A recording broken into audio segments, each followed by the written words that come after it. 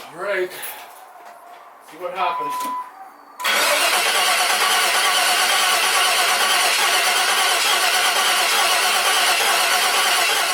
Good day, everybody. Welcome to today's video. As you just seen, I went to start up my LS motor, our Vortec motor that's in my 2003 Jeep TJ. Spent a lot of time, a lot of effort putting this together. Of course, you just saw crank, no start. There's a couple things I want to look at first. First, I want to check for ground at the coils. Then I want to check for power, but I have a feeling is that my switched power is wrong, but I just want to check some other things out first. So let's get started. So what it comes down to troubleshooting any kind of no start is there's three things you got to look at. Do you have fuel? I already know there's fuel pressure. Second thing is you got to make sure it's spark. And then you got to make sure it's gotten air. So let's go down the rabbit hole. So going to carefully slide my coil pack off. All right, the wire, you can see this black wire in the corner there. That's going to be my ground that we're going to check. Turn that. So I'm just going to stab my ground in there. And now I said this piece right there. Whoops. I just fell out. It just fell out. But ground on the alternator, you can see.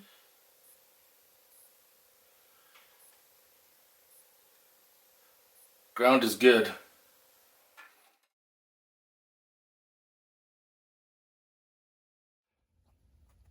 So when I turn the ignition on, that's gonna go live.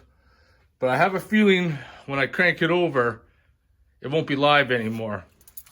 First thing we're going to do is hear the beep.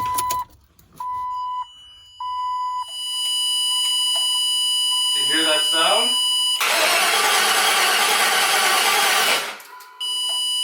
Yeah, just confirmed it. Cranking over, the power drops out. I am positive that once I get that onto ignition on plus ignition cranking, this thing will fire up. I got strong confidence in this. So now in the daytime running light module, red light green, fuse ignition, output, run, start. So that's what I got her tied into right now. So I turn the key on, it should power up. And when I crank it, it should still have power. So now, turn it on, crank it over.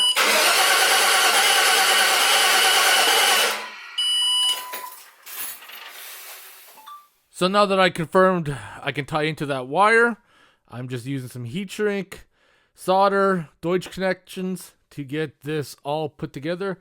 And then I'm going to fire it back up. And pretty sure this is the issue. We're going to find out right away.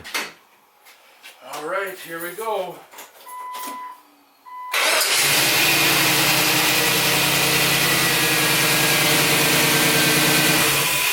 Oh, yeah. So there you have it. We got it running. The most common issue that you're most likely going to find, I need to get my hair a little bit more messier. When doing an LS swap, you got a crank, no start, can't figure it out. Is most likely the same issue I just had, is where your ignition on wire for your computer is not on when it's cranking. That's very important. I swapped it out and now it works. So I hope this solved any issues that you guys may be having. If you have any questions or comments, post them below. I'll see you guys in the next video. Still lots to do in this LS swap. Lots to go on yet. We got it running, but still got a ton of work to do. See ya.